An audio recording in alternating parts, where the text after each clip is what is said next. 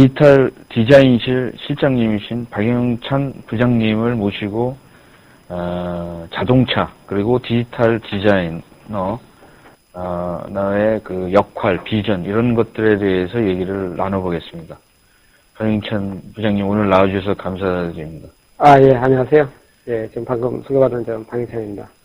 네. GM대구에 근무하고 있고요. 이제 디지털실 총괄 업무를 좀 하고 있습니다. 오늘 여기 나오게 돼가지고 매우 기쁘게 생각하고요. 디지털 디자인에 관련된 많은 질문들, 그리고 관심 가져주시면 감사하겠습니다. 예, 오늘 얘기가 한 4가지 크게 나눌 수가 있는데요. 캐스라고 말씀해 주셨는데, 캐스라는 것이 무엇이고, 어떤 역사적인 배경이 발전이 됐는지, 그 다음에 이제 간략하게 그 자동차의 디지털 디자인 프로세스에 대해서 얘기를 나눠보겠습니다.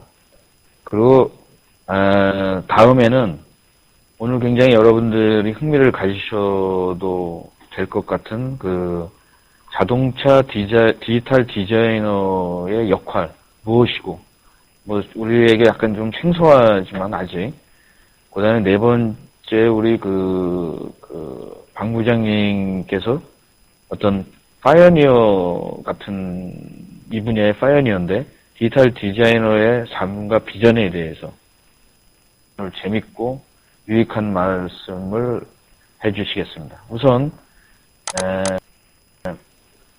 그 첫 번째 그 자동차 디자인과 캐스에 대해서 좀 설명을 해주시죠.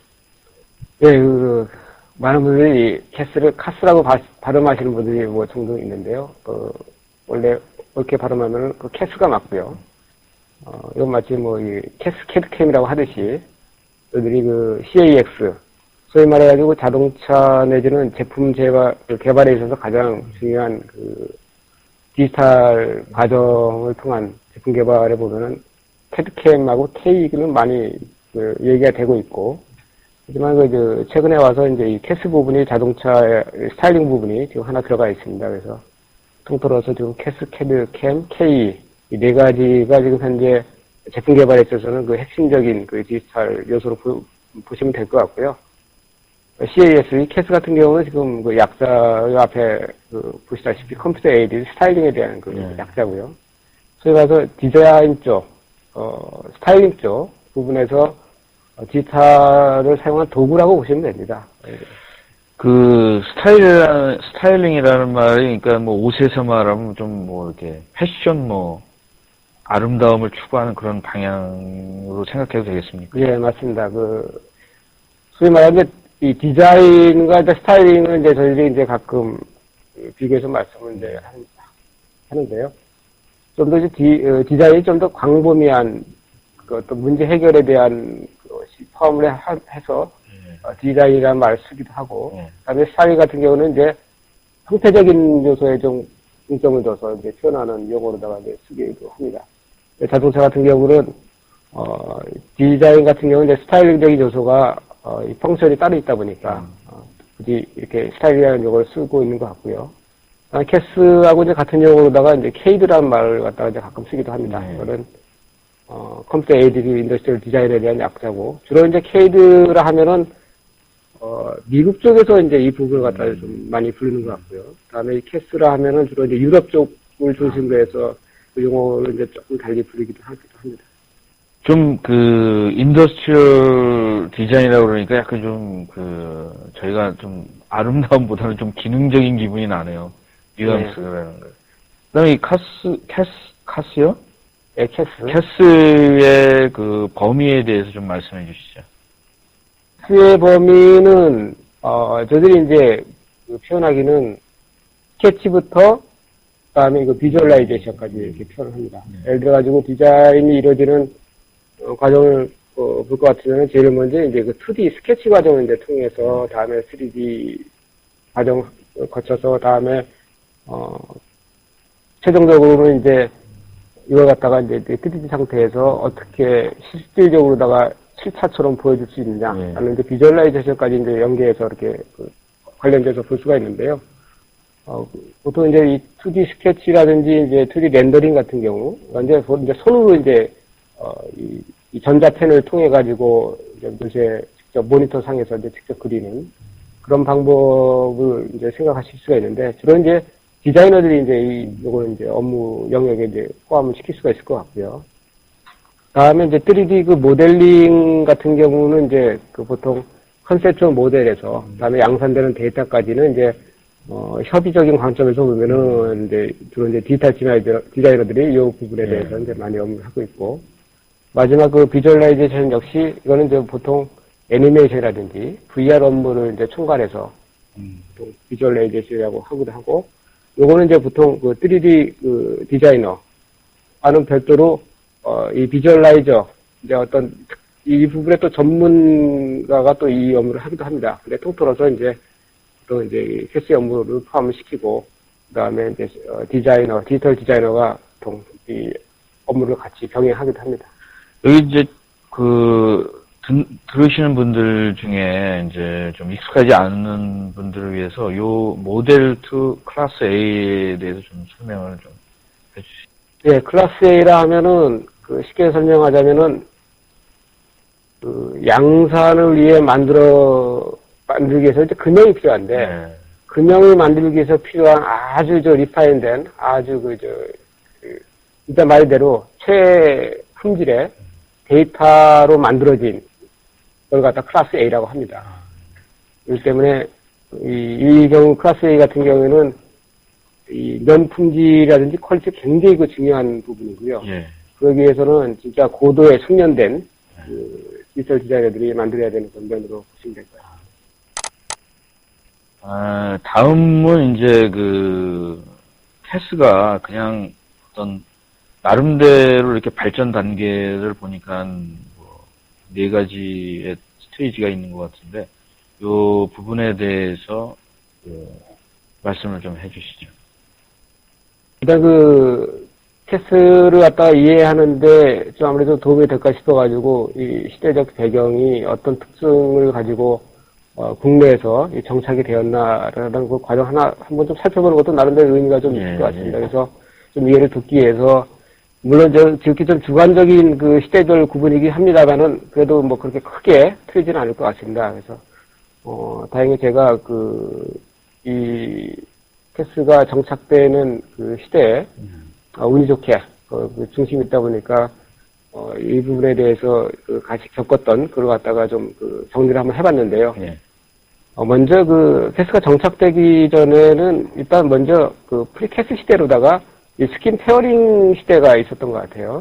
가령 예를 들어서 1985년도 시점에 보통 이제 그 당시는 이제 스킨 페어링 업무라 해가지고 설계 쪽에서 이 업무를 했었습니다. 그 전에. 그래서 디자인이 끝나면 스킨 페어링을 갖다가 이 설계 자체에서 해서 그 데이터를 이용해서 이제 설계를 하던 시대였는데, 다음에 이 스킨 페어링 하던 업무가 디자인 쪽으로 넘어왔어요. 그 이유는 이제 디자인 쪽에서 최종 데이터를 너희들이 이 책임을 지고 여기까지 폴로업해서 다른 업무의 어떤 이 부분 때문에 디자인 쪽으로 넘어갔던 시대가 있었습니다. 그래서 그러다 보니까 이걸 별도로 이제 담당하던 그 전문가가 필요로 했었고, 해서 많은 부분 이제 캐드 쪽을 전공한 사람들을 갖다가 이쪽 업무에 이제 교육을 시키거나 아니면 이제 그런 과정을 통해 가지고 이 스킨 페어링이라는 업무를 갖다가 자동차에서 하기 시작했던 그 시대로 보시면 될 것 같습니다. 네. 이렇게 디자인하는 부분들에 대해서 너무 앞서가면 생산 쪽에서 뭐 비용이 많이 든다든가 뭐 어려움을 뭐 얘기하고 이러는 적은 없습니까? 모든 개발 단계가 다 그렇죠. 예를 들자면은 디자이너 같은 경우에는 이제 좀 더 아름답고, 그 다음에 소비자들의 좀 더 반응을 유도할 수 있는 그런 제품 디자인을 이제 하고 싶어 하는 경우가 많이 있는데, 사실 디자인 자체가 현실적인 제약 조건이 굉장히 많습니다. 예를 들어 뭐 코스트 문제라든지 양산 문제라든지 기타 뭐 여러 가지 문제, 흔히 말해가지고 그 조건에 맞춰져 이 크라이테리아가 굉장히 많은데, 여기에 대한 타협점을 갖다가 찾아 나가면서 궁극적으로는 좋은 디자인과 좋은 품질과 좋은 기능의 제품을 만드는 것이 이제 최종 목적이라고 이제 볼 수가 있을 것 같은데요. 네. 그러기 위해서 싸우기도 많이 싸우고요. 디자이너하고 엔지니어하고도 뭐 이거 뭐 아마 세계 공통 아마 사항 같습니다. 그래서 그런 과정에서 서로 이렇게 맞춰 나가면서 어떤 네고시에이션도 하고 그래서 하나하나 그런 조건들을 갖다가 협의해가면서 맞춰가는 그 과정 자체가 디자인이라고 보시면 될 것 같습니다. 두 번째 그 스테이지로 넘어가면 요런 시절에도 한국의 자동차 산업들은 이런 것들을 많이 받아들였나요? 예, 이제 1990년대 이제 들어오면서부터 본격적인 그 캐스 시대가 출현했다고 보시면 될 것 같고요. 전 세계적으로 봐서도 80년대 말에 보통 이제 소위 말하는 이 캐스들이 이게 나오기 시작했습니다. 예를 들어가지고 이제 에반스 앤 서덜랜드라는 아주 유명한 그 비주얼라이제이션 쪽에 그 유타에 있는 그 회사였는데 거기에서 그 당시에 포드와 크라이슬러의 이 펀드를 받아가지고 이 CBRS라는 그 자동차 디자인 스타일링 전용의 툴을 갖다가 개발했던 것도 80년대 말이었고요.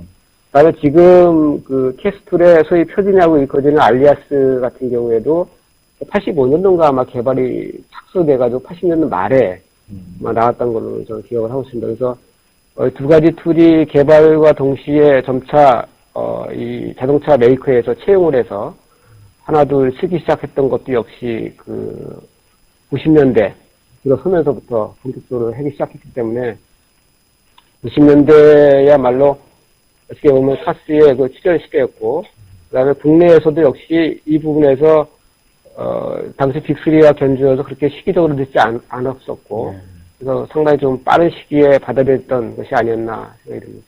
제 개인적인 질문으로다가는, 캐스와 지금 기존의 그 메케니컬 캐드 중에서도 뭐 이런, 렌더링이나 뭐 이런 것들 많이 오지 않습니까? 그 어떤 관계가 주로 되나요? 참 좋은 질문이신데요. 왜냐면은 흔히 말해서 출발점은 달랐는데 결론적으로 말씀드리면은 지금 추구하고자 하는 방향이 지금 거의 같은 선상에 있다고 보시면 됩니다. 예를 들어 가지고 초기에 저렇게 별도의 자동차 스타일링 툴을 갖다가 만들었다는 의미는 그 당시에 캐드 툴로는 저게 안 됐기 때문에 했었거든요. 가령 예를 들자면 어떤 직감적인 그 커브를 이용을 해서 자동차의 어떤 라인을 만들기 위해서 당시 그 캐드 툴로는 좀 어려웠던 부분이 없잖아 많이 있었고요. 또 이 디자이너들이 사실 엔지니어링 툴을 가지고 이렇게 한다는 것이 결코 그게 쉽지 않은 일입니다. 사실 그 메뉴도 보면 당시 메뉴라는 것이 지금 뭐 아이콘화 돼가지고 굉장히 예쁜 메뉴들도 아니었고 카티아만 하더라도 뭐 V3 같은 거 보면은 저도 뭐 그 당시 참 써봤습니다만 굉장히 어려운 툴이었거든요. 그 메뉴도 뭐 이렇게 안 나와 있고 PC 아주 진짜 메카니컬한 그런 소프트웨어를 했기 때문에 자동차 디자이너들이 이게 자동차 스타일링 하기 위해서 쓰기 위해서 좀 부적합했던 면이 없잖아 있었기 때문에 이렇게 스타일링을 별도로 만들기 위한 툴로다가 개발이 됐던 거였고 근데 참 재밌는 거는 출발은 당시에 이렇게 서로 틀렸습니다. 근데 지금은 또 상호 보완적으로다가 모자라는 것 같다가 이렇게 서로 이렇게 보강도 하고 보완하는 그런 여러 과정을 거치다 보니까 툴들의 성격이 이제 비슷비슷합니다. 이제 그 다음에 이제 영상 품평이라는 표현들이 많이 생기지 않지 않습니까? 네, 그렇습니다.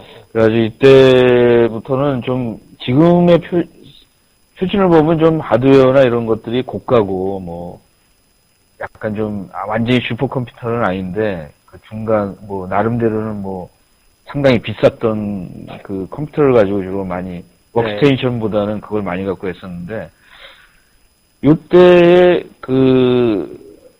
방 실장님이 주로 활동을 많이 하셨던 그 당시 2000년대 제가 현대에 있을 때 디지털 팀장을 맡은 것이 99년도에서 99년도에서 2000년도 초반까지 디지털 디자인 팀장을 맡고 있었을 때인데 제 개인적으로도 디지털 관련된 업무를 제일 굉장히 열정을 가지고 많이 했던 시기였던 것 같고요.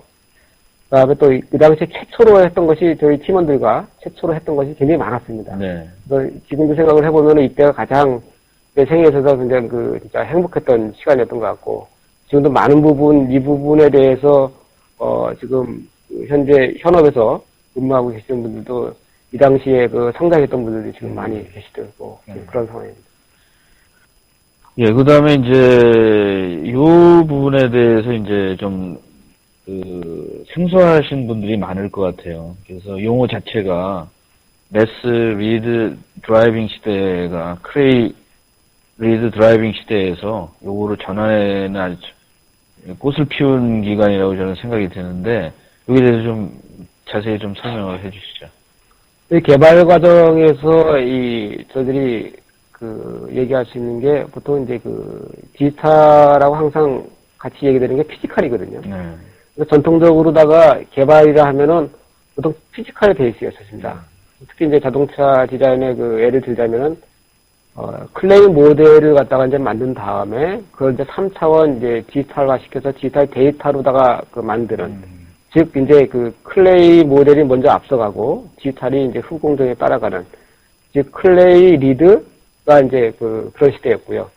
지금은 이제, 매스 리드라 하면은 반대 경우라고 생각을 해주시면 될 것 같습니다. 매스가 먼저 만들어지고, 그 다음에 이제 CNC라든지 RT라든지 기타 어떤 물리적인 방법을 통해가지고, 클레이 모델을 갖다 이제 흔히 말해서 밸리데이션 하는, 확인하는, 그러한 순환적인 프로세스로다가, 움직이는 것이 지금 매스 리드라고 좀 보시면 될 것 같고요.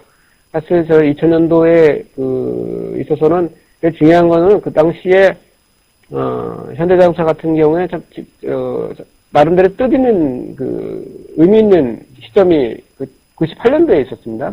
영상 분배에 관련해서 잠깐 말씀드리면은, 1998년도에 그 당시에 지금 TV론 후속차죠. 후속차를 갖다가 그때 만들 때, 지금 투스카니, 지금 현재 양산에서 나오는데 투스카니 차종을 갖다가 최초로다가 98년도에 영상 분배를 했었습니다. 근데, 저희들 장비가 처음에 없어가지고 저걸 갖다가, 일부 이 프로젝터 회사에 공갈도 하고, 협박도 하고, 진짜, 이래저래 도움도 받고 해서, 진짜, 이제 아무것도 없는 시절에, 애니메이션 하나 만들어서, 그 당시에, 거기에 대해서 가능성을 저희들이 확실히 했고요. 그 다음에 최초로다가 경영진까지 보여서, 저것이 하나의 프로세스로다 정착이 됐던 시점이 1998년도입니다. 그래서 저 이후에는 모든 차종이 다 영상품평 단계를 갖다가 거치게 된 거죠. 나름대로 제가 봤을 때는 98년도는 나름대로 의미 있는 어떤 한 해가 아니었나 생각됩니다.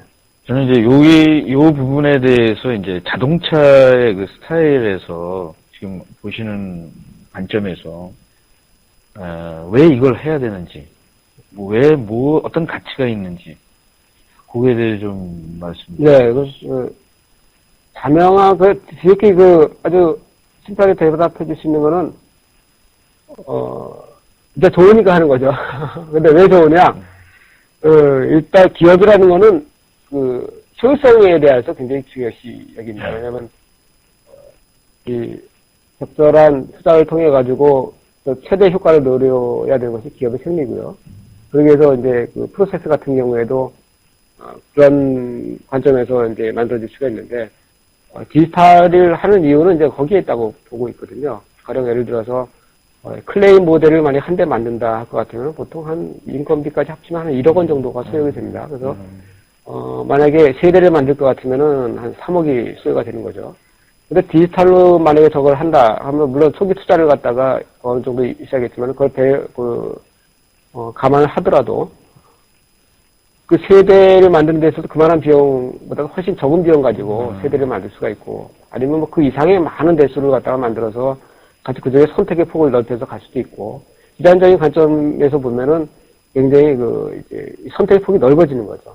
그리고 그와 동시에 선택의 폭을 넓히면서도 적은 비용 가지고 할 수 있기 때문에 디지털을 하는 것이고 또 거기에 대해서 같은 맥락으로 이렇게 영상 분석을 통해 가지고 이 제작 기간도 굉장히 짧게 가져갈 수가 있어요. 만약에 물리적인 시간을 보더라도 클레이 모델 한 대 만들려고 그러면 보통 한 달 이상 정도 시간이 소요가 됩니다.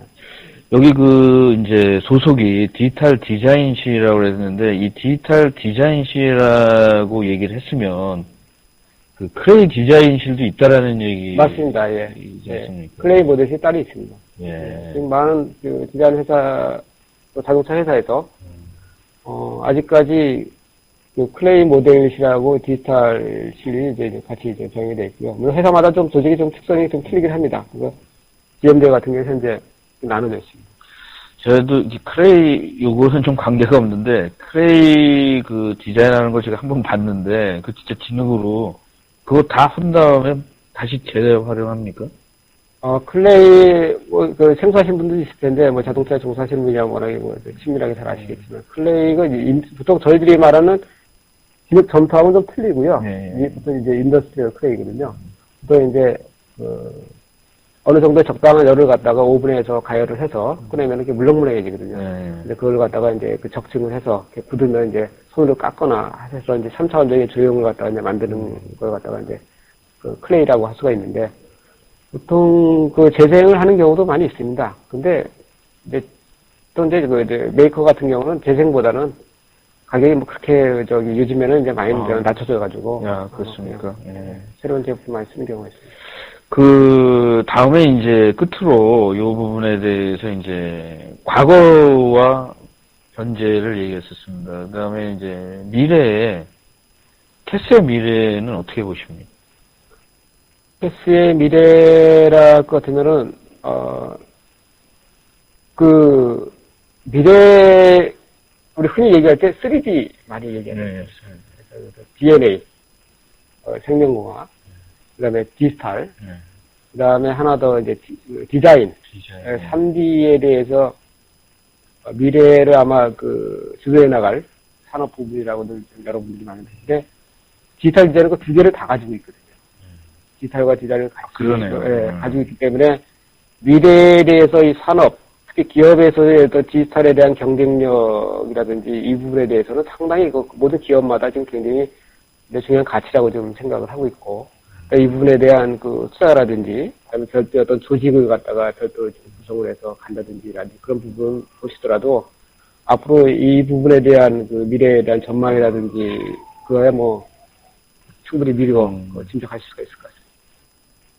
이제 자동차도 디자인으로다가 만약에 택하는 시대가 왔다면, 자동차도 지금보다는 좀 다품종 소량 생산이 많이 일어나지 않겠습니까?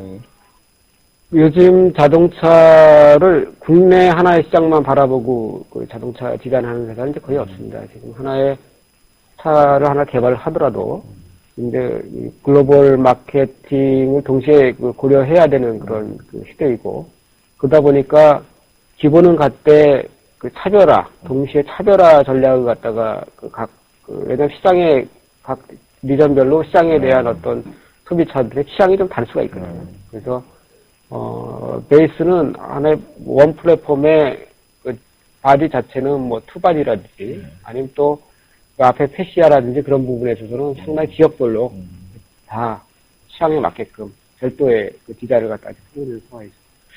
제가 경험했던 항공기 같은 경우에는 초창기에 어떤 아웃라인, OML이라고 그러는데 그거가 결정이 된 다음에는 그 내부에서 어떻게 해든지 그거를 그 선을 넘을 수 없거든요. 네. 자동차 같은 경우에는 디자인을 하고 나중에 어떤 생산이나 이런데 문제가 생기면 다시 어떤 피드백을 해서 고치는 경우도 있습니까? 그런 걸 가능한 한 피해야죠. 예, 왜냐하면은 변경이 개발 과정 초반에서 일어나는 거는 그렇게 심각한 상황이 아닌데, 후반으로 갈수록 변경이 일어난다는 거는 굉장한 코스트를 필요로 하는 부분이죠. 그런 걸 갖다 피하기 위해서 이 컨커런트 엔지니어를 하고, 그러기 위해서 기본적으로 디지털을 필요로 하는 거고 하지 않겠습니까? 그래서 가능한 한 그런 일이 없도록 하기 위해서 디지털을 해야 되는 것이 궁극적인 목표 중에 하나라고 볼 수 있습니다. 제가 미국에서 생활을 할 때, 이제, 예를 들어서 2008년 모델이 2007년도 한 12월 달에 전속 모델이 나오고, 네.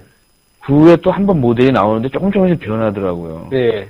그런 것들은 이제 뭐 시장을 봐가면서 그 첫 번째 출시한 거 다음에 또 다시 변형하지 않나. 뭐 디자인도 꽤 변하게 나오고 뭐 이런 경우가 있어서 그런 질문을 한번 해보네요. 보통 자동차는 물론 차종마다 좀 소위 말하는 한 세대 기간이 좀 틀리긴 합니다. 근데 보통 양산차 같은 경우 그냥 보통 대중차라 하면 한 4년 정도 한 세대로 보면 될 것 같고요. 그다음에 보통 그런 얘기는 4년마다 그 차종을 이렇게 개발한다고 보시면 될 것 같고요. 근데 중간중간에 이제 보통 마이너 체인지에 대한 개념을 가지고 앞뒤 페이스리프트 하는 그런 경우가 이제 자동차 스타일링의 일 중에 하나라고 보시면 됩니다. 예, 다음은 이제 디지털 디자인 프로세스에 대해서 좀 간략하게 설명해 주시죠.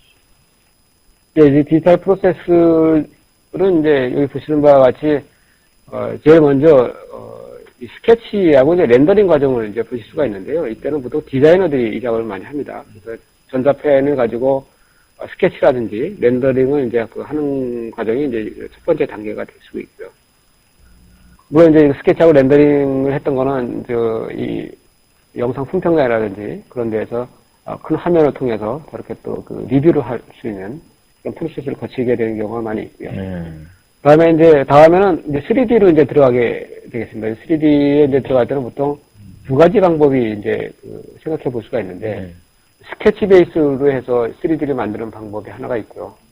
다음에 이제 일부 앞서서 스케일 클레이 모델을 만들어 놓은 걸 갖다가 이제 스캐닝한 그 데이터를 갖다가 스캔드된 데이터 베이스를 해서 매스 모델을 하는 경우가 있습니다. 그래서 두 가지 경우가 지금 현재 병행이 된다고 보시면 될 것 같고요. 다음에 이제 3D 데이터가 만들어지면은 다음에 이걸 갖다가 이제 이 밸리데이션 하는 그런 과정을 갖다가 이어지게 되는데, 예를 들어 가지고 CNC 밀링이라든지 래피드 프로토타이핑이라든지 이런 어떤 이 디지털을 피지컬화 시키는 그런 작업을 통해 가지고 피지컬 모델 상태에서 이제 이걸 갖다가 이제 리뷰를 할 수 있는 그런 절차를 거치게 됩니다. 그래서 이제 만약에 이제 클레이 모델을 갖다가 밀링으로다가 깎은 다음에 디지털 모델을 갖다가 이 피지컬 형태로다가 볼 수가 있는 그때가 되면 보통 이제 아무래도 디테일한 부분이라든지 그다음에 또 저희 디지털 모델에서 뭔가 보완이 될 그런 부분들이 이제 발견하게 되겠는데, 그때는 이제 보통 사람 손으로다가 이제 보통 아주 미세한 터치를 하게 됩니다. 사람 손으로다가 이제 그런 가공을 새로 수정을 한다든지, 그렇게 되면은 이 역시 다시 또 이제 디지털화 시켜야 되는 그런 작업을 해야 되거든요. 그래서 이제 이 인터레이션 또 과정을 갖다 거치게 됩니다. 저거는 이제 측정을 하게 되는 거죠. 클레이 데이터를. 이런 것들이 이렇게 모여서 이렇게 디지털 품평에 해서 함으로써 이렇게 서로 의견을 소통하는 겁니다. 그럼요. 예. 이런 전 과정은 뭐 짧게는 뭐 하루에도 뭐 몇 번씩 보는 경우도 있고요. 그다음에 주기적으로다가 뭐 일주일에 한 번 이상씩, 그다음에 지속적으로다가 이 디지털 데이터는 영상 품평장이라든지 그런 데서 직접 1대1 크기로다가 뭐 본다든지 여러 과정과 경로를 통해 가지고 계속 이렇게 확인해가는 그런 절차를 같이 병행하게 되는 거죠. 예, 다음은 이제 좀 더 우리 방 부장님의 어떤 삶, 비전, 인간 피플이기 때문에 자동차 디지털 디자이너의 역할. 우선은 이제 디지털 디자이너라는 것이 느낌은 옵니다. 뭐 디자이너인데 디지털 컴퓨터를 좀 많이 쓴다는. 근데 여기에서의 정의는 어떤 것입니까? 요 뒤에서 약간 그 부분에 대해서 좀 세부적으로 언급을 하겠습니다만, 일단 디지털 디자이너가 기업에서 어떤 일을 하느냐 했을 때, 제가 먼저 말씀드리고 싶은 것은 크게 보면 이 세 가지 한 카테고리가 있을 것 같아요. 제가 먼저 모델링을 하는 업무입니다. 디자이너가 보통 2D 스케치 기반의 이제 작업을 하는 사람이라 할 것 같으면은, 디지털 디자이너는 그거를 갖다 현실화시키는 3D로 3차원화 구체적인 형상으로다가 만드는 3D 모델링을 갖다가 하는 것이 가장 그 중요한 업무 중에 하나고요. 네. 그다음에 그 만들어진 데이터는 이 설계 쪽에 이 데이터를 갖다가 전달을 하고, 그다음에 이 피드백을 해서 계속 그 폴로우를 하고 보완을 하는 그런 작업까지 포함을 해서 디지털 모델링하고 데이터 릴리즈 업무가 아무래도 가장 중요한 업무가 될 것 같고요. 그다음에 또 하나는 이 작업 중에 계속 일어나고 있는 그 리뷰, 계속 3차원적으로다가 이 형상을 갖다가 확인을 하는, 이건 이제 디자인 쪽하고 주로 이제 이 업무를 많이 합니다. 왜냐면은 3차원적인 형태가 만들어지면은 결국 3차원적인 형태에 대해서 총괄적으로다가 끌고 가는 데는 역시 그 디자인 디렉터를 중심으로 한 디자이너들의 몫이거든요. 그래서 이 부분에 대해서 이제 디지털 디자이너와 그다음에 디자이너, 뭐 이제 같이 디자인 디렉터라든지 계속 같이 리뷰를 하게 됩니다. 그 리뷰를 하는 그런 과정에서 데이터의 가장 부분은 책임을 지고 리뷰할 수 있도록 그걸 해주는 부분이 또 디지털 디자이너의 역할 중에 하나고요. 그다음에 이 비주얼라이제이션 부분도 이 디지털 디자이너의 그 새로운 영역 부분이라고 할 수가 있습니다. 이 부분은 보통 이제 그 디지털 렌더링, 앞에 디자이너들이 스케치하는 2D 렌더링 말고 3D가 만들어지면은 소위 말하는 컴퓨터 그래픽을 통한 그 렌더링을 갖다가 별도로 하는 그러한 그 짭도 이 비주얼라이제이션 업무 중에 이 디지털 디자이너가 하는 그런 역할 중에 하나입니다. 그리고 버추얼 리얼리티라든지 그다음에 3차원 그 스코픽, 스테레오스코픽에 대한 그 업무, 내지는 또 애니메이션 제작까지 포함을 해서 디지털적으로 이루어지는 그런 전반적인 그런 과정에 통틀어서 관여한다고 보시면 될 것 같습니다. 종합적으로 보면은 이제 굉장히 좀 어렵네요. 약간 디지털이라는 거가 상당히 생각보다 광범위하죠. 네. 그리고 좀 뭔가 투자도 많이 돼야 될 것 같고. 네, 맞습니다. 그 다음에 이제 미래 좀 지향적인 것 같고. 네. 좀 앞에 부분의 모델링의 부분에서는 뭐 캐드나 뭐 이런 디자이너들과 유사한데 뒤에 부분에 이런 것들은 상당히 이 부분은 좀 예술적인 비주얼라이제이션이나 이런 부분들은 좀 새로운 방향으로 많은 지식이 필요할 것 같은. 거기 뭐 비주얼라이제이션이라든지 아니면 뭐 모델링에 대한 업무 모두 다 사실 네. 어떤 심미적인 어떤 감성적인 부분도 필요로 하고요. 감성적인. 다음에 굉장히 공학적인 부분도 같이 동시에 필요로 하는 것이 디지털 디자이너의 특징이라 할 수 있을 것 같아요. 예, 그러면 우리 디지털 디자이너란에 대해서 우리 이제 방영찬 실장님의 어떤 정의일까? 이거는 뭐 일반적으로 디지털 디자이너라는 말은 많이 쓰는 말입니까, 이게? 디지털 디자이너라는 말을 쓰게 된 것도 사실 저희들이 99년도, 2000년도 이때 저희들이 디지털 팀을 만들면서 디지털 팀, 그러니까 디지털 디자인이라는 말을 그때 처음 썼습니다. 국내에서. 물론 그 이전에 뭐 딴 데서 쓰기도 했었습니다만은 어떤 공식적으로다가 어떤 조직명에 디지털 디자인이라는 그 이름을 갖다가 처음 그때 썼던 것도 그 해였었고요. 다음에 제가 그때 그 팀을 맡으면서 명함에도 디지털 디자이너라고 전부 집어넣자 해가지고 그때 하나의 차별화된 나름대로 또 자긍심을 좀 심어주기 위해서 그때 그랬던 기억도 좀 납니다. 그래서 통상적으로다가 디지털 디자이너라 하면은 이제 여러 가지 이름으로 현재 다른 데서 불리우가 있는데요. 예를 들어가지고 디지털 모델러라는 말도 이렇게 쓰고 있고요. 그다음에 디지털 스커프터라는 말을 쓰기도 합니다. 왜냐면은 디지털 스커프터라든지 모델러 같은 경우에는 특히 옛날 클레이 모델 이 기준으로 됐을 때 이제 보통 이제 스커프터라든지 모델러라는 말을 썼는데 그분들이 이제 디지털화 되면서 이 클레이 모델 대신에 이제 3차원 모델링을 갖다가 이제 그쪽으로 많이 바꾸셨거든요. 그러면서 해외 같은 경우에는 아직도 보통 이제 디지털 스커프터라든지 내지는 뭐 디지털 모델러 같은 말이라고 보시면 됩니다. 그다음에 꿈과 현실의 경계선에 있는 경계인 이런 어떤 의미? 사실 디자인이라는 업무 자체가 어떻게 보면 참 꿈을 실현하는 그런 과정의 일인 것 같아요. 예를 들어서 사실 디자인을 한다는 것이 그 현실적으로 보면은 많은 제약 요건들이 따르는 거거든요. 아까 뭐 잠깐 말씀드렸지만은 사실 디자이너가 이렇게 하고 싶은 어떤 그 가장 이상적인 형태 내지는 어떤 그런 것들을 갖다가 이렇게 하려고 하다 보면은 조직 내 이제 그 엔지니어링 부분하고 이제 많이 이제 사실 이제 컨플릭트가 생깁니다. 가령 뭐 가격적인 측면이라든지 그다음에 뭐 생산 조건이라든지 그다음에 이제 그런 것들이 이제 지극히 이제 현실과 어떻게 보면은 이 꿈과 그 이제 마찰이 이제 일어나기 마련인데 또 디지털 디자인은 또 그 한가운데 있습니다. 네. 그러니까 예를 들어가지고 이제 저희들이 이제 일을 할 때 디자이너하고 이제 엔지니어랑 같이 일을 하는데 저희들이 굉장히 그 중립적인 그런 위치에 있어요. 그러다 보니까 그 중립선상에 있다 보니까 그 디자이너에 대한 그 부분도 그 생각을 하다 보면은 디자인 쪽에서의 어떤 그런 요구사항이라든지 그런 것도 충분히 이해를 해야 될 필요가 있고, 다음에 반대로 또 엔지니어링 쪽의 어떤 그런 입장에서도 생각을 해야 되다 보니까 사실 갈등 요소가 많이 있습니다. 그런 중간에 있으면서. 하지만은 가장 중요한 거는 이 경계인으로서 그 어떤 중간에 서 있는 그 입장에서 갈등도 있지만 사실 중요한 거는 역시 뭐니 해도 이 좋은 차 만드는데 가장 본인이 갖다가 중간의 입장에서 상당 뭐 디자인이라든지 엔지니어 쪽에 절충하는데 좀 많은 노력을 중심에서 좀 해야 될 거라고 생각합니다.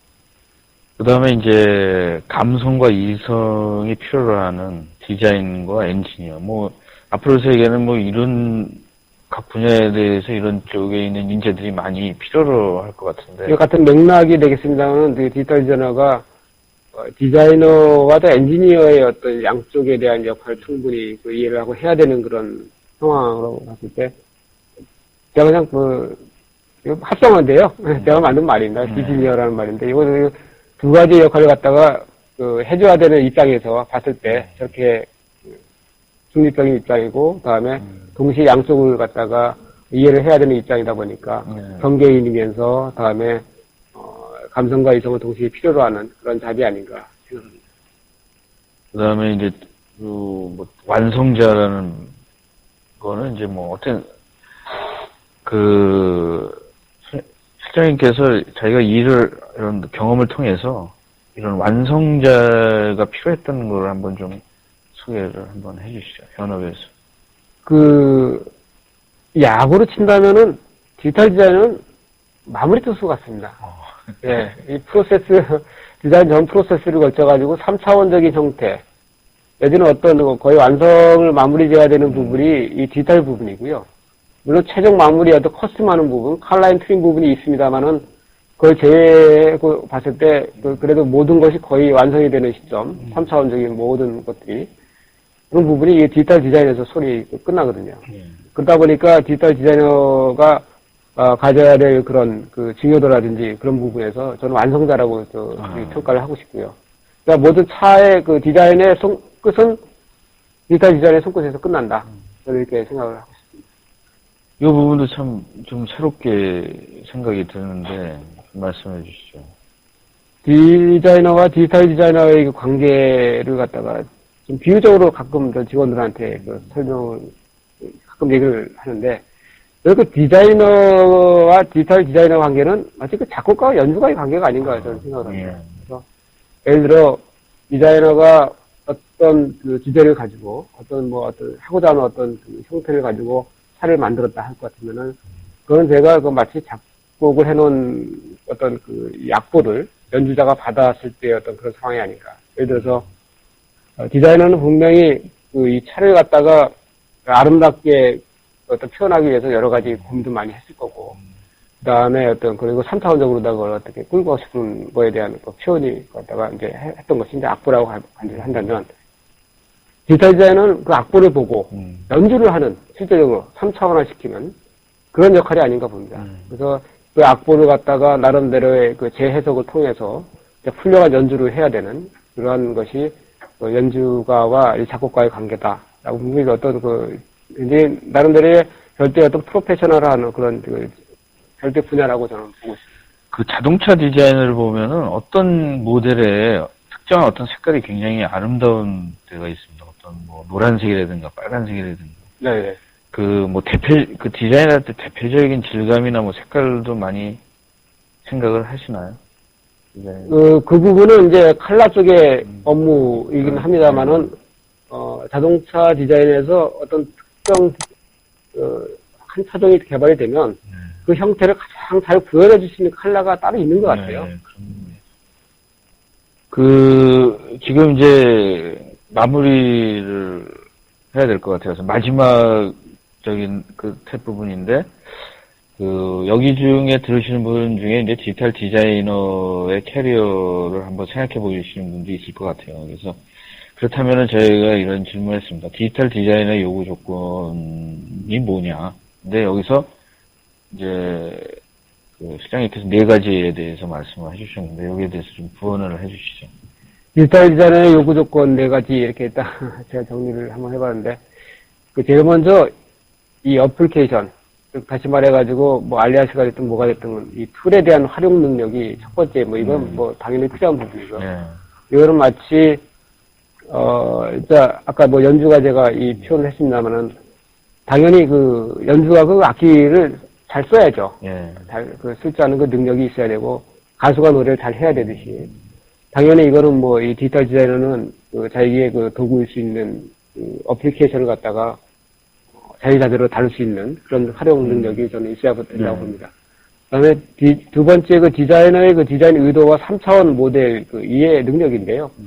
이거 역시 마찬가지로 저희들이 어떤 작곡해놓은 이 악보를 이제 연주자 딱 받아갈 때가 초견이라고 하거든요. 그래서 그 악보를 처음 딱 보고 이 작곡가가 의도한 게 무엇인지, 이 곡의 이 맛은 어떤 건지 제일 먼저 봐야 되는 것이 이 악보의 이 곡의 빠르기가 뭐 모데레턴지 안단텐지 이거부터 파악을 해야 되지 않겠습니까? 그 다음에 봐야 되는 것이 또 이게 몇 박자고 그 다음에 이게 기본적인 뭐 이 도를 갖다 으뜸으로 하는 이 C 메이저 스케일인지 아니 뭐 레를 갖다가 이 샵 하나 있는 레를 갖다가 베이스로 하는 뭐 G 메이저 스케일인지 뭐 이런 것들을 봐서 이 곡의 특성을 갖다가 뭐 읽을 줄 알아야 되고요.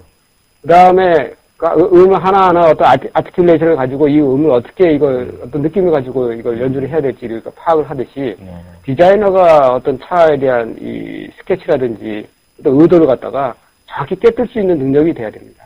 그러기 위해서는 분명히 이 3차원적으로다가 이 형태에 대한 파악할 수 있는 능력이 저는 당연히 있어야 된다고 보고요. 그 다음에 세 번째, 엔지니어링 크라이테리아하고 이 매니팩처링에 대한 그 조건 이해 없이는 이거는 제품을 만들 수가 없습니다.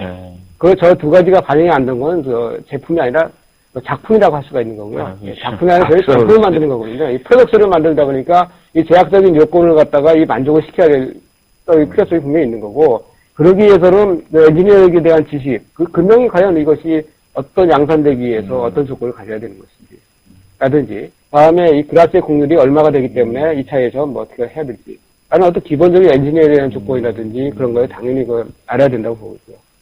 그 다음에 이 세 가지가 만족이 되더라도, 이 협업에 관한 어떤 소통 능력이 없이는 굉장히 참 어렵습니다.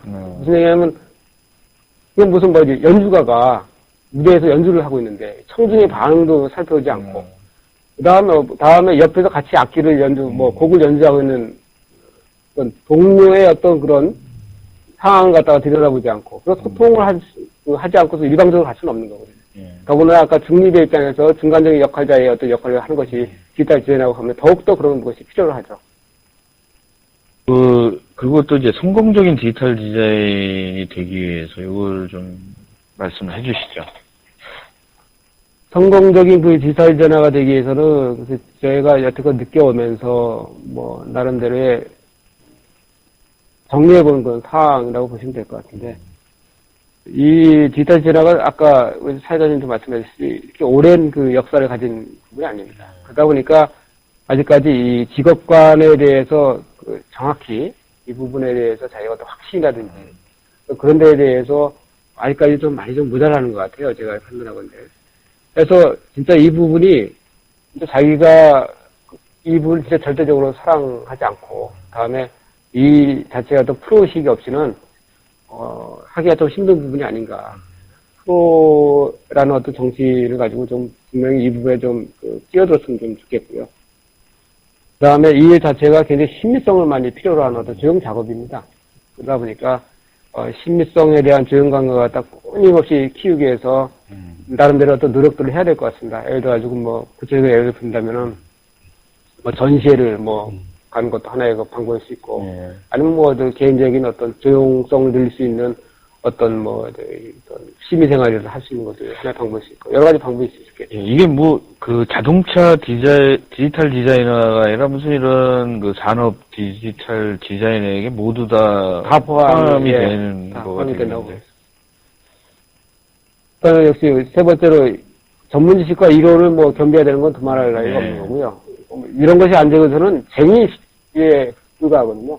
뭐든지 어떤 것이 발달을 하려면은 그 이론적인 어떤 바탕도 같이 성장이 좀 되고 개인적인 어떤 성장에서도 이런 것이 같이 겸비가 될 때 완벽한 어떤 그 프로로서의 그 성장이 되지 않느냐라는 것이 제가 보는 관점입니다. 그 다음에 그 네 번째로는 자발적인 그 조연의 역할을 맡을 거 이렇게 하는데 이거는 사실 그 디자이너 하면은 자동차 디자이너에서 디자이너가 아무래도 그 중심에 있는 건 그건 맞습니다. 네. 왜냐하면 그 차에 대해서 디자이너가 끌고 가고 그 다음에 그 역시 그 차에 대한 이 차를 갖다가 그 형태를 방향성이라든지 그걸 끌고 가는 것이 그 디자이너이기 때문에 디자이너가 어떤 그런 부분에 대해서 구체화시키는 부분에 대해서 우리가 어떤 그런 역할을 갖다가 분명히 하기 위해서는 저런 조연적인 역할을 분명히 분명히 할 수 있는 네. 어떤 그런 겸양의 미덕을 갖다가 동시에 하지 않으면 인간적인 어떤 측면에서 좀 괴로울 수도 있는 거죠. 네. 그래서 그런 부분에서는 저는 자발적으로다가 오히려 조연을 맡고 요새 세상에 사실 뭐 거의 지역 같은 조연이 많이 있잖아요. 네. 이렇게 뭐 드라마를 보더라도 진짜 얼마나 뭐 영화도 마찬가지지. 근데 이 그 디자인이라는 형태는 뭐 그 숨어 있는 뭐보다 직관적으로 전달해 줘야 되니까 점점 디자인 우선 뭐 그 사람들이 안 예쁘면 잘 안 사지 않습니까? 디자인에 뭐 성능은 그 다음이고 전에는 그게 이제 점점 디자인 중심이 돼버리는 것 같습니다. 이제는. 그럼요. 예. 네. 디자인이 기업 내에서 어떤 가치라는 거는 20배로 좀 보고 있습니다. 네. 그래서 디자인의 그 투자 대비 효과는 지금 수치적으로 20배 지금 해당한다고 지금 보고 있고, 그 디자인 기업에서 하나의 그 경영 전략으로서 이미 뭐 지휘의식이 되고 있는 거는 뭐 옛날 얘기고요. 마지막으로 이제 미래 신기술 동향에 관심을 갖고 이 대비를 해야 될 것 같습니다. 이쪽 부분이 워낙에 이거 기술 발전도 빠르고, 그다음에 신기술이 이렇게 나오면은 이 부분에 대해서 우리가 업무에 어떤 적용을 했을 때 어떤 효과를 가져올지에 대해서 늘상 이 부분에 관심을 갖고 대비를 하면서 해야 성우의 디자이너, 디지털 디자이너로서 하나의 요구되어지는 방법이 아닙니다. 예, 오늘 뭐 끝으로 굉장히 좋은 말씀들 많이 해주셨는데 지금까지 들으시고 미리 생각을 하셨던 여러 질문들이 많이 왔습니다. 그래서 지금부터 이제 질문들을 좀 받겠습니다. 질문을 받는 동안에 미리 몇 개들이 질문들이 상당히 많이 해주셨는데 뭐 이상현님 프리랜서 디자이너를 하신다는 분이신데 디지털 디자인의 구체적인 이해와 실무 경험을 듣고 싶습니다. 뭐 이런 그다음에 이제 여기 보면은 자동차 관련된 뭐 디자인 이런 학생 이런 분들이 많이 해주셨는데 김영성님 자기 디자인이 고객에 대한 신뢰를 얻을 수 있는 방법이 어떤 것이 있는지요 알고 싶다고 그랬는데 좀 디자인이 고객의 신뢰를 얻을 수 있는 좀 쉬운 질문 같기도 하고 어려운 질문 같기도 하는데 질문이라 네. 글쎄요. 답변하기가 고객의 신뢰를 얻는다. 고객의 관점에서 보면은 뭐 답은 나올 것 같습니다. 고객이 제품을 사는 이유가 뭘까요? 역시 어떤 리즈너블한 어떤 가격에 분명히 어떤 성능이 좋고 다음에 품질과 이 디자인이 뛰어나면 사지 않을까요? 어떤 그러한 어떤 바란스가 잘 맞은 제품을 만드는 것이 글쎄요, 뭐 이거 너무 간단한 데도 있겠습니다만 어떤 간에 그런 것들이 바로 고객한테 어필을 하고 그 다음에 좀 더 많은 고객을 갖다가 좀 충족시킬 수 있지 않나. 지금 막 들어온 질문 몇 가지를 말씀드리겠습니다. 심원일님께서 했는데, 말씀해 주셨지만 엔지니어링과 디자인 사이에 문제가 생겼을 때 일반적으로 어떻게 조정하나요? 예를 들면, 멋진 디자인과 기술적으로 힘들거나 정말 성능이 좋은 기구인데 디자인이 안 좋다면 어떤 조정을 하게 되나요? 요게 이제 되게 일반적으로 많은 분들이 관심이 이 부분이 많은 것 같아요. 네. 분명히 서로의 문제가 있을 때 어떻게 해결하십니까?를 물어보시는 그 기업 내에서는 그 해결을 갖다가 쓰시는 형태들이 많이 있습니다. 예를 들어서 엔지니어 같은 경우는 이 파시미티라는 게 있어요. 프로그램별로다가 엔지니어와 디자이너들이 어떤 이슈 사항이 있을 때 일주일에 한 번씩 모여서 조정안과 절충안을 갖다가 협의하는 그런 협의체가 있습니다. 그런 협의체를 통해 가지고 공식적인 그런 창구에서 할 수가 있고요. 그다음에 업무를 하는 과정에서 하는 방법은 아까 절충자 내지는 중간자의 입장에서 이제 디지털 디자인은 그 역할을 이제 많이 해주고 있는데요. 근데 아무래도 디자인 우선에 대한 것부터 먼저 생각하게 되죠. 예를 들자면, 어떤 현안이 지금 생겼는데, 이게 지금 디자이너와 엔지니어 생각이 좀 다른 상황입니다. 근데 이제, 그렇다면 디지털 디자이너가 그 중간에 여기서 어떤 역할을 하면, 일단 우선적으로는 디자인의 입장에서 생각하시는 게 맞다고 봅니다. 왜냐면은, 엔지니어라는 것은, 좀 보수적인 형태를 띌 수밖에 없는 거고, 당연합니다, 그건. 그렇기 때문에, 엔지니어의 어떤 존재의 어떤 이유가 있는 거고요. 디자인은 또 생각 자체가 앞설 수밖에 없습니다. 어떤 꿈을 먹고 사는 어떤 그런, 부분이고. 사실, 그러다 보면은, 우리가 이상적으로 한 단계 뛰려 그러면은 좀 더 높은 거를 정해놓고, 안 따라가는 거는 보완해서라도 이렇게 맞춰서 가는 것이 맞다고 보면은, 일단 디자인 쪽에 무게중심을 두고서 2차적으로다가 풀어나가는 게 맞다고 보고요. 이것은 어떻습니까? 방 실장님은 약간 좀 조종자의 역할을 하십니까? 아니면은 약간 좀 디자인 쪽으로 좀 경향이 있으십니까? 아니면? 저 같은 경우에는 글쎄요, 기본적으로는 저도 디자이너 출신이거든요. 그리고 또, 무엇보다도 어떤 그런 현안 문제에서 디자인 관점에서 우선적으로 생각을 하게 되는 것은 솔직히 사실이고요. 하지만 어떤 정확히 문제 도출에 대한 어떤 그런 과정에 접어들면 다시 한번 중간자 입장에서 그거 갖다가 해결하려고 많이 노력을 하고 있습니다. 질문 중에 이현성 님이 보내준 질문인데, 테스트를 하기 위한 툴로서 일반적으로 엘리아스를 쓰고 있는데, 다른 소프트웨어, 예를 들어서 카티아나 ICM 등보다 이점을 듣고 싶습니다. 라고 궁금하신 것 같아요, 일반적으로는. 네.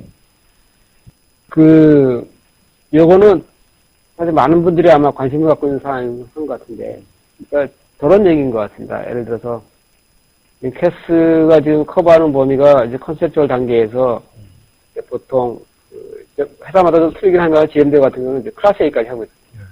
이 얘기는 이 별도의 어떤 ISM이라든지 카티아를 써서 클래스 A를 만드는 게 아니라 알리아스 하나만 가지고 저희들은 이제 클래스 A까지 지금 하고 있는 상황이고, 현대와 기아 같은 경우는 지금 카티아 가지고 지금 아까 클래스 A를 하고 있는 상황이고, 그 다음에 지금 전체적인 근데 추세로 보면은 지금 원툴 베이스로다가 이 컨셉트를 해서 클래스 A까지 지금 전 세계적으로 지금 가고 있는 상황입니다. 왜냐면 뒤에 캐드 쪽에 설계 쪽에 캐드를 갖다가 들어가기 직전까지 디자인 입장에서 보면은 굳이 두 개의 툴로다가 이원화시켜서 운영을 할 이유가 저는 없다고 보거든요. 그래서 그렇게 됐을 경우에 업무의 어떤 시임리스하게 매스 모델에서 클래스 A까지 원툴로 썼을 때에 대한 효용성이라든지 이점은 분명히 있다고 저는 보고 있고요. 다음에 이제 이런 부분에서 이제 많은 사람들이 우려를 하는 부분이, 그렇다면은 알리아스, 구체적인 소프트웨어가 되겠습니다. 알리아스 가지고 클래스에 했을 때 어떤 문제성은 없느냐라는 것이 아마 질문사항이 될 것 같은데, 저는 전혀 없다고 봅니다. 수학적인 뭐 모델링이 뭐 알리아스 틀리고, 그 다음에 카티아 틀린다고 좀 보지는 않고요. 넙스 모델링 베이스면 기본적으로 저는 다 같다고 보고 있고, 단지 쓰는 사람이 어떤 생각을 갖고서 뭐 하느냐라는 그 자체가 이거 좀 중요하다고 보는 것이지, 툴 자체가, 근데 요 앞에서 제가 말씀드렸듯이 요즘에는 툴이, 거의 비슷합니다, 사실. 그래서 굳이 그 앞에 디자인 전 과정을 그러다 뭐 알리아스를 가지고 해야 되냐. 반대로 저는 그렇게 생각하잖아요. 카티아 가지고 할 수 있습니다. 카티아 가지고도 할 수 있고, 아이센 가지고도 할 수 있기 때문에, 어떤 툴이 됐든 간에, 하나 가지고 메시부터 클래스까지 할 수 있다. 저는 이렇게 생각합니다.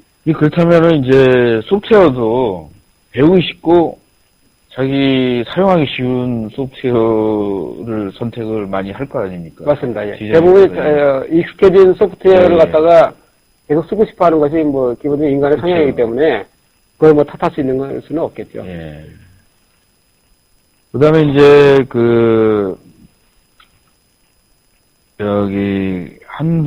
이분이 좀 재미있는 것 같아가지고, 소동현님께서, 태광의 나이키 OEM에 이렇게 설계를 디자인 하시는 분인 것 같아요. 네. 신발 디자이너. 저희 R&D 팀에서 신발에 관해서 디지털 디자인을 시행 중에 있습니다. 자동차 디지털 디자인인 변환과 개발 프로세스가 궁금합니다. 벌써 기대가 됩니다. 이렇게 얘기를 해주셨는데, 이런 분들은 계속, 나중에 자동차만 하시지 마시고, 디지털 프로세스 분야나 디지털 디자인에 대해서 이렇게 좀 많은 보급을 하시면 좋을 것 같습니다. 이게 자동차에 국한된 게 아니라. 디지털 프로세스를 아까 프로세스 설명할 때 잠깐 말씀드릴까 아마 이해는 더 되시라고 생각을 하고요. 모델링에 있어서도 참 여러 가지 형태가 있는데요. 예를 들어서 이 넙스 모델링, 서피스 모델이 또 있고요. 그다음에 또 거기에 많이 비교가 돼도 솔리드 모델이 있고요. 다음에 또 이 폴리곤 모델이 또 따로 있습니다. 그래서 제가 보기엔 신발 같은 거는 이 폴리곤 모델 같은 거, 모드박스나 이런 소프트웨어 쓴 것이 좀 좋지 않을까, 개인적인 생각입니다. 제 개인적인 질문을 좀 드리겠습니다. 그러는데. 이렇게 캐리어를 보면, 컴퓨터 쪽을 하지 않으신 것 같은데, 어떤 계기로 돼서 이렇게 디지털이라는 부분에 입문을 하셨는지, 좀, 개인적인 얘기를 좀. 개인적인 관심과 시대가 그렇게 만드는 것 같습니다. 그래서 개인적으로는 컴퓨터에 관심을 갖게 된 거는, 내가 또 아주 옛날 얘기인데, 군에 있을 때, 그때 8비트였나?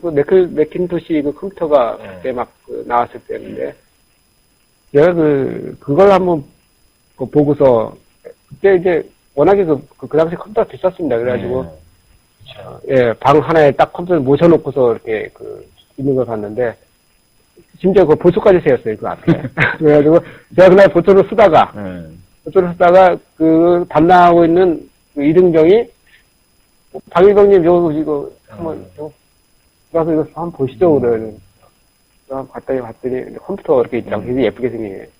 딱 봤더니 이제 맥킨토시 컴퓨터였어요. 흑백이었죠, 근데, 그거 갖다가, 달려 보여드릴까요? 그래서, 그래? 얼핏 딱 생각나는 게 그 당시가 1982년도였는데, 2000년도 달력 한번 뽑아와라 그랬더니, 탁탁하더니 그냥 딱 하고 이렇게 딱 나와요. 2000년도 달력이 딱 이렇게 막 나오더라고요. 그래서, 순간적으로 저는 이 타임머신을 타고 2000년도에 딱 가는 기분이었어요. 그래서 야, 이 참 컴퓨터가 참 재밌구나.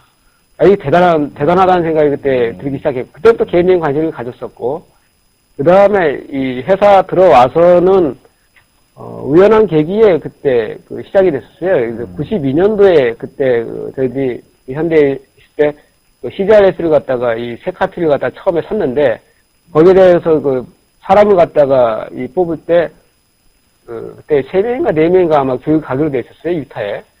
근데 그 당시에는 제가 그때 명단에 안 들어있었거든요.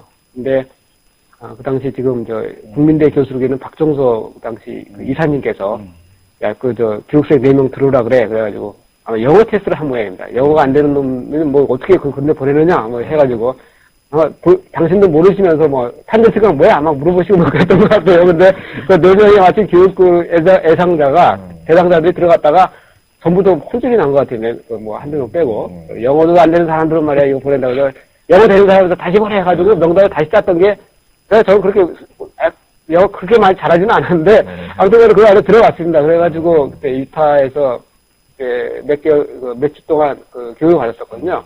그것이 계기가 돼가지고 갔다 와가지고 이게 앞으로 이게 이 미래가 여기 있는 거라는 것이 직감적으로 느껴지더라고요. 그래서 그걸 하겠다고 그때 자원을 했었고 해서 그렇게 해서 그 계기가 돼서 여기까지 온 것 같습니다.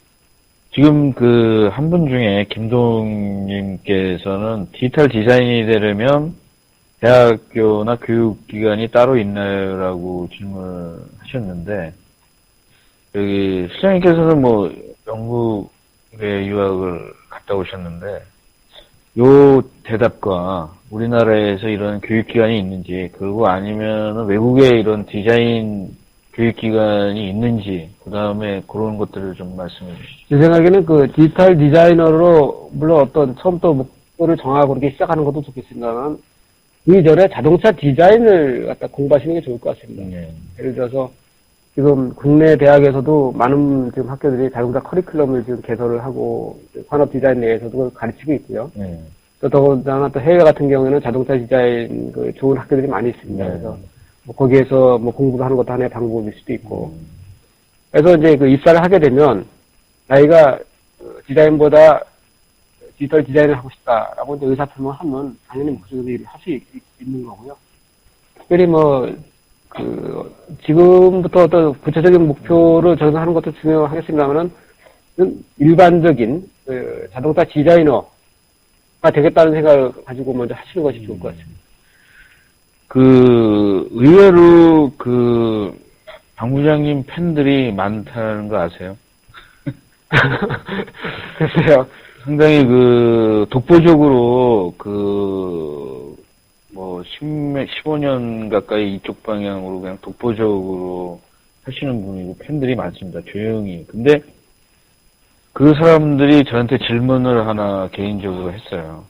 네. 제가 캐리어를 보면 좀 특이한 게 현대자동차에다 대우로 옮기셨거든요. 네. 사실은 좀 특이한 케이스인데 네. 왜 옮기셨는지를 질문해달라고 공식적으로 한번 네, 어떻게 공식적으로 말씀드리고 싶은 거는 사실 이게 복합적인 이유였습니다.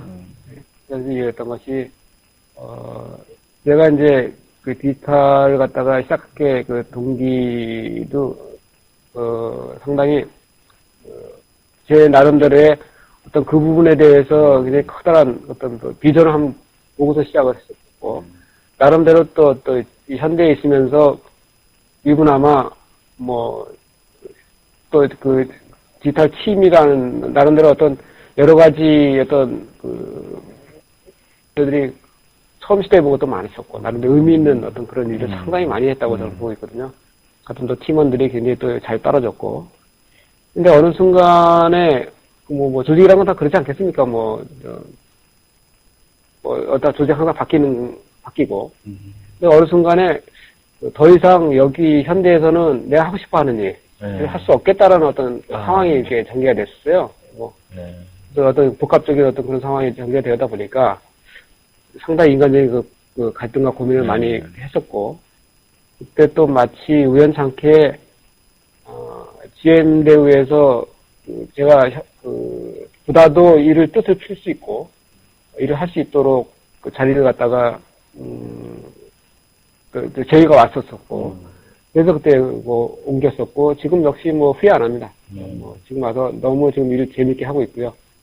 또 하나하나 또 새로운 일을 지금 하나하나 해나가는 그런 과정에서 나름대로 상당히 의미 있는 하루하루라고 저는 생각하고 있습니다. 예, 제가 이러한 좀 질문을 직접적으로 한 것은 여기 디자인이나 디지털 디자이너 미래의 어떤 유명한 디자이너가 되실 분들이 어떤 조직보다는 자기 자신의 브랜드나 자기 자신의 어떤 밸류를 높이셔서 이렇게 성공하신 우리 박 부장님 같은 경우를 소개를 하려고 제가 이런 질문을 했습니다. 그래서 지금 굉장히 질문들이 많이 왔는데 이 질문 뭐 끝나야 될 시간이 다가와가지고 이 질문들은 모두 다 답변을 나중에 CNG 게시판에다가 올리겠습니다. 그리고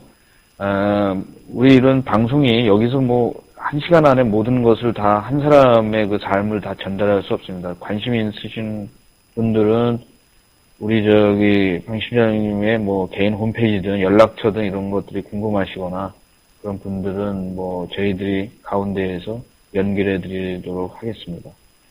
오늘 정말 좋은 말씀 많이 시간이 굉장히 그렇게 짧네요. 예, 의외로 앞으로 한 8시간 해야 될 것 같은데요. 예, 그래서 한 번 더 뭐 이슈든 뭐 이런 데 좀 나와 주시고요. 오늘 나와 주셔서 감사합니다. 뭐 하고 싶은 얘기 한 10분에도 못 한 것 같습니다. 어려운 과제이기 때문에 뭐 새롭고 그래서 저는 나중에 뭐 이런 그때 뭐 98년도에 일어났던 일 뭐 이런 품평의 이런 것들에 대해서 좀 한번 더 모시고 얘기했으면 좋겠습니다. 네, 네, 감사합니다. 오늘 감사합니다.